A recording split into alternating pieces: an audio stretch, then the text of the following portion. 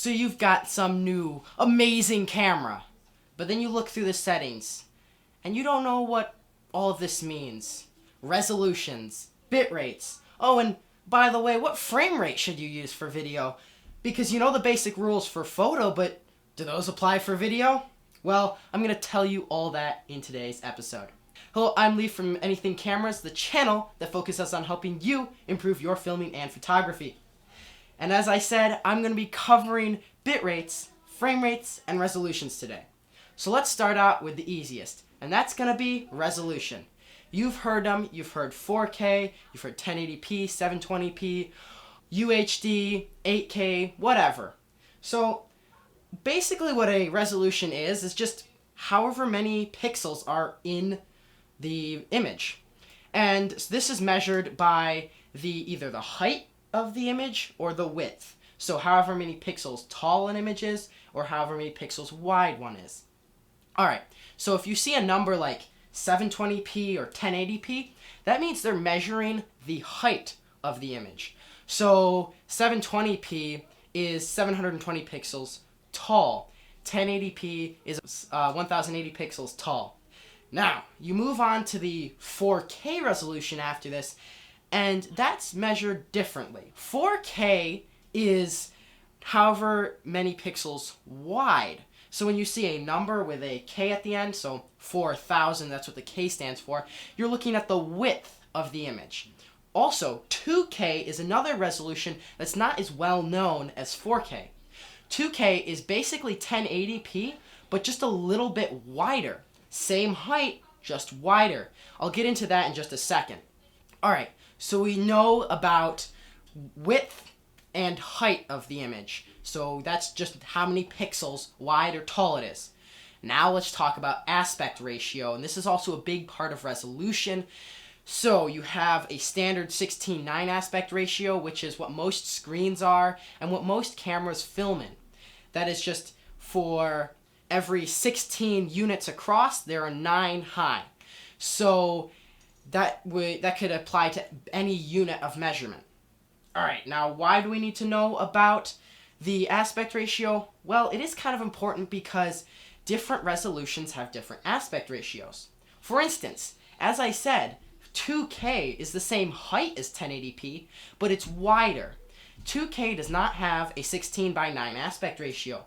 It has a 17:9 aspect ratio, which means for every 17 units across, it's 9 units tall. Now, there are more resolutions like this. 4K comes in 2 variants.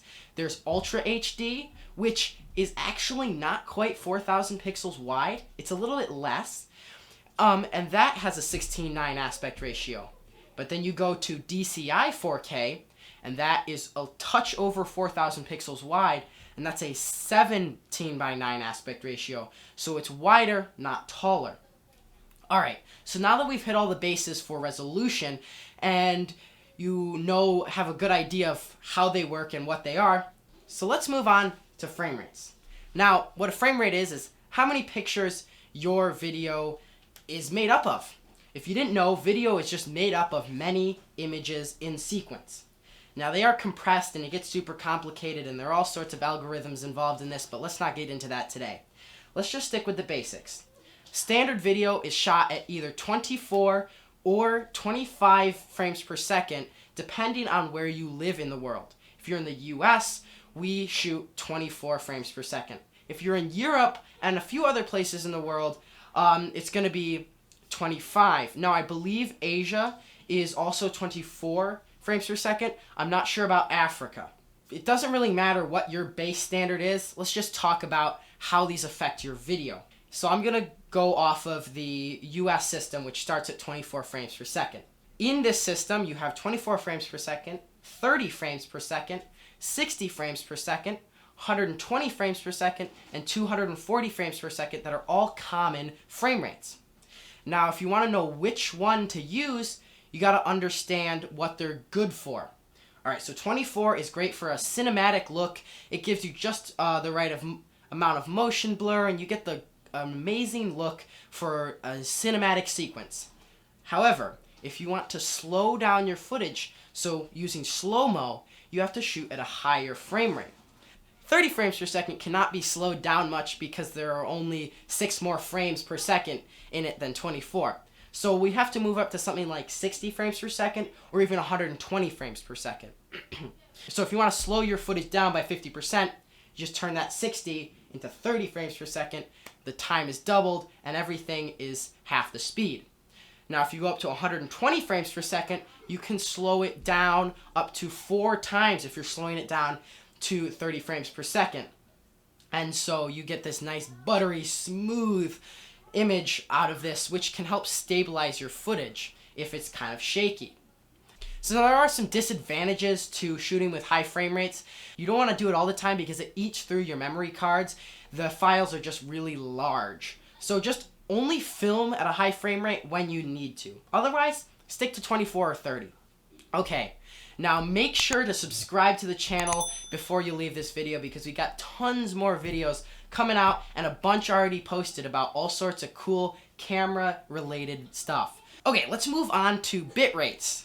Now, bit rates are a little different. It's how many bits per second are being recorded to your camera, to your SD card. So your sensor on your camera captures a bunch of data. Now that data has to be turned into a video, and in the process, with your consumer level cameras, it gets compressed. So your camera has to decide how much data should I end up putting on the memory card. Now with some cameras like the Fujifilm X-T3 I'm filming with right here, you can get up to 400 megabits per second onto the SD card, which is really good. Now with the Canon that I'm shooting on right here, it's around 100 megabits per second, which is still really good quality. You won't see much difference between this and this unless you're pushing around the video's colors in an editor. But that's beside the point. So let's talk about why you'd want to shoot at a higher bit rate opposed to a lower bit rate. So a lower bit rate means less data, so it means it's not going to fill up your SD cards as much. But there is a disadvantage to where you can't edit it as much in the editor. I'm not talking just about cutting it, but if you want to adjust the colors. Now, if you shoot with a very high bit rate, something like 400 megabits per second, or even what the Canon EOS R can capture up to 480 megabits per second, you'll get a lot of flexibility in color grading in the editor. So it depends on what you want to do. If you're looking to just film some vlogs, nothing you're going to be color grading, then just go ahead with the 100 megabits per second or even 50 for that matter. But if you're going to be color grading your footage, definitely jump up to something like 200, 400, or if you have the capability, 480 megabits per second, because that will give you a big advantage in the editor. Alright, so now you know what resolutions, bit rates, and frame rates are. Now go out and capture some video.